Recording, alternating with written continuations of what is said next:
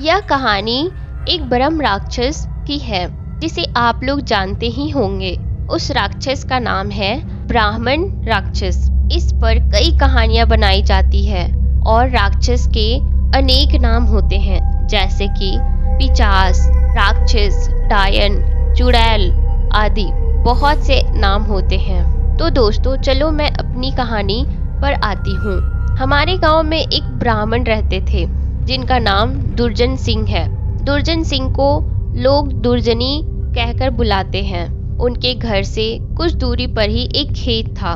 उस खेत में एक बहुत बड़ा बरगद का पेड़ था। वह बरगद का पेड़ बहुत पुराना था।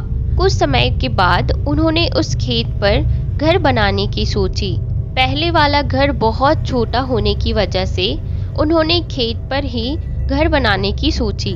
उन्होंने उस बरगद के पेड़ को कटवाया और अपना घर बनवा लिया। कुछ दिन तो ठीक ठाक चला, पर कुछ दिन बाद दुर्जन जी बहुत परेशान रहने लगे। वह कभी पूजा करते थे और कभी नहीं।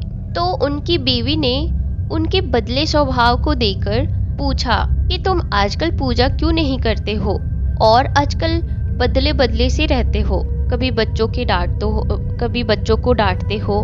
तुम्हें क्या हो गया है? दुर्जन जी के चेहरे पर मुस्कान आई और वह कहने लगे, मेरे घर को तोड़वाकर अपना घर बना लिया है और इसे क्या पूजा करने की कह रहे हो? मैं ही तो भगवान हूँ। इसे पूजा करने की कोई जरूरत नहीं है। वो कभी दांत मींचते, कभी बड़े प्यार से बोलते और कभी आंखें लाल तो कभी सही हो जाते।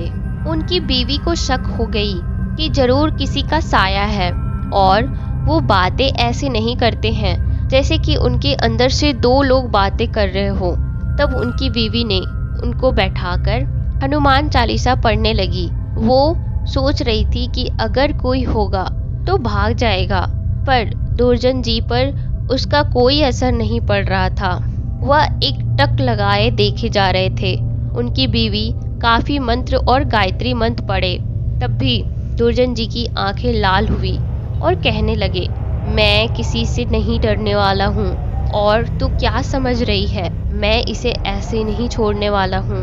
तब तक उसका छोटा बच्चा वहाँ आ गया। दुर्जन जी ने उसे जोर से पकड़कर अपनी तरफ खींचा और ऐसा लग रहा था कि जैसे उसके सिर को कच्चा ही चबा जाएंगे। उसकी मम्मी बोली कि बच्चों को छोड़ दो, इसने क्या बिगाड़ा है तुम्हारा? दुर्जन जी की पत्नी ने अपने बच्चे को अपनी तरफ खींच लिया। उसने फिर पूछा, तुम कौन हो और मेरे पति को के अंदर क्यों आए हो? आप हमसे क्या चाहते हो? आप हो कौन? तब उसने कहा कि अगर अपना भला चाहती हो तो बरगद के पेड़ लगाओ, जितना भी हो सके पेड़ लगाओ, फिर मैं बताऊंगा कि मैं कौन हूँ और मैं फिर चला जाऊंगा। तब दुर्जन जी की पत्नी 101 बरगद खरीद करके लाए और उसे लगवाए। एक दिन उसकी पत्नी ने देखा कि आज दुर्जन जी सुबह उठकर पूजा पाठ कर रहे थे। तब दुर्जन जी के अंदर जो साया था उसने बोला, मैं तुम्हारे पति को आज छोड़ करके जा रहा हूँ। तुम सदा सुखी रहो। तुम्हारे आचार विचार बहुत अच्छे हैं। मैं ब्रह्म राक्षस हूँ। वैसे मैं किसी को नहीं छोड़ता और ना ही किसी से डरता हूँ। तुम्हारे पति ने मेरे बरगद को काट दिया था जिस पर मैं हजारों सालों से रह रहा था। मुझे गुस्सा तो आया, पर मैं तुम्हारी अच्छाई से के कारण मैं इन्हें छोड़कर जा रहा हूँ। तुम्हारे पति को छोड़कर जा रहा हूँ। दुर्जन जी तभी अचानक से सही हो गए। तब दुर्जन जी की बीवी की आंखों से आंसू निकल आए। तो दोस्तों अगर बुरे के साथ अगर तुम भी अच्छा करोगे तो एक दिन वह भी अच्छा हो जाएगा। और अगर आपको ये स्टोरी अच्छी लगी हो तो बहुत सारे लोगों के पास शेयर ज़रूर करना और मेरे चैनल को सब्सक्राइब भी ज़रूर करना।